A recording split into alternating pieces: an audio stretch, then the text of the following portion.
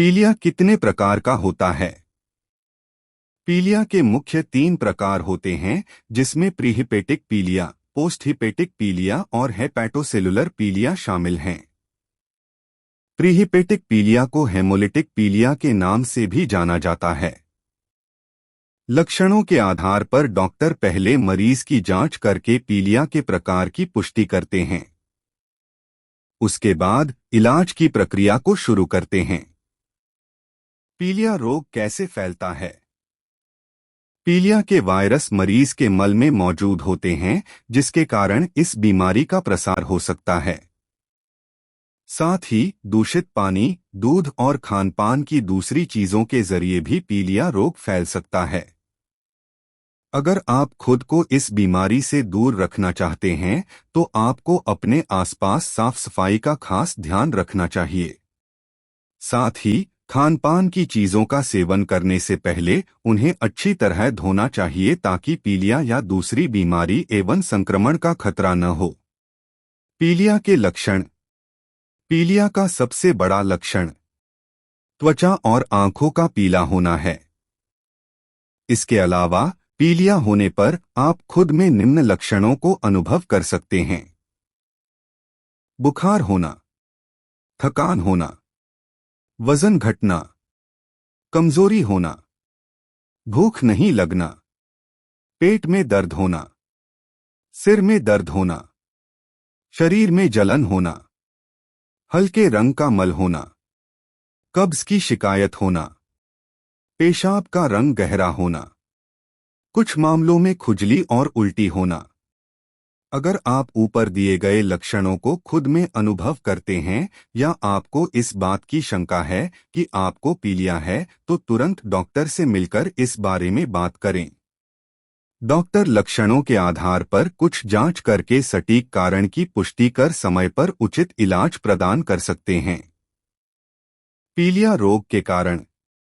Bilirubin का काम liver से गंदगी को साफ करना है, लेकिन जब किसी कारणों से इसकी मात्रा 2.5 से अधिक हो जाती है तो यह काम करना बंद कर देता है। नतीजतन पीलिया की समस्या पैदा होती है। लाल रक्त कोशिकाओं के जल्दी टूटने के कारण बिलीरुबिन की मात्रा बढ़ जाती है, जिसकी वजह से प्रीहिपेटिक पीलिया होता है। इसके दूसरे भी कारण हो सकते हैं, जिसमें मुख्य रूप से शामिल हैं: malaria, thalassaemia, Gilbert syndrome, sickle cell रोग। अन्य आनुवंशिक कारण। जब लिवर की कोशिकाओं को नुकसान पहुंचता है या लिवर में किसी तरह का संक्रमण फैल जाता है तो हेपेटोसेलुलर पीलिया होता है।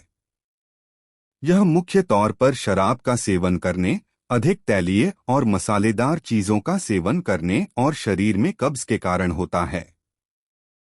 पित्त की नलिका में रुकावट पैदा होने पर पोस्टहिपेटिक पीलिया होता है। लिवर में घाव, पित्त की पथरी, हेपेटाइटिस या किसी दवा के साइड इफेक्ट्स के कारण पित्त नलिका में रुकावट पैदा हो सकती है। पीलिया रोग किसे हो सकता है? 37 सप्ताह या 8.5 महीने से पहले जन्मे शिशु को पीलिया का खतरा अधिक होता है, क्योंकि अभी तक उनका लिवर पूर्ण रूप से विकसित नहीं होता है। साथ ही जिन शिशुओं को मां का दूध पर्याप्त मात्रा में नहीं मिलता है, उन्हें भी इस बीमारी का खतरा होता है।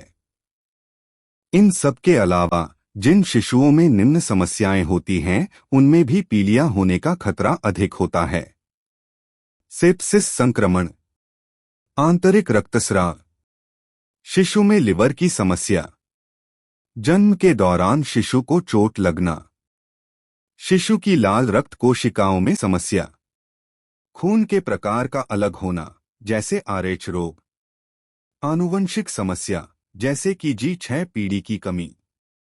पीलिया रोग की जटिलताएं। पीलिया की जटिलताएं इसके कारण और गंभीरता पर निर्भर करती हैं।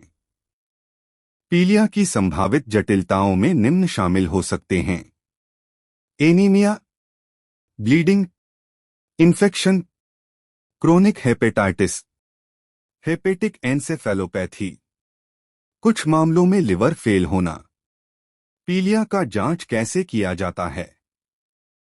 पीलिया का जांच कई तरह से किया जाता है।